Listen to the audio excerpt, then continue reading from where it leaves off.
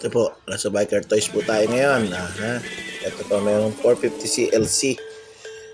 Basta accessories po ng CLC, marami po, kompleto po Biker Toys. Ito, magsimula po tayo sa visor. Ito po, visor natin is alloy. Ayan, easy to install. Yung headlight protector. Okay, yan po, madali din po install yan. Pakaganda. Yan po. And then yung ating front fender extension na pang CLC, hindi po matatalsikan ng lupa at saka tubig ang radiator nyo para mag-cause ng bara. Radiator guard, hindi po nire-restrict ang malaki po butas yan. Nire-restrict ang air flow papasok sa radiator.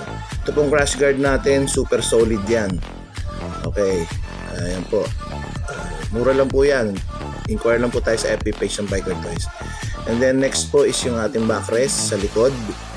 Yan po, ang backrest natin is original CF Moto crafted po. Yan. Ang katandem niya is yung side pannier, pang side pannier natin, side bag yan. Yan din, fit yan talaga. Ginawa siya para sa kanila. Okay, yan po. Ganda po, di ba?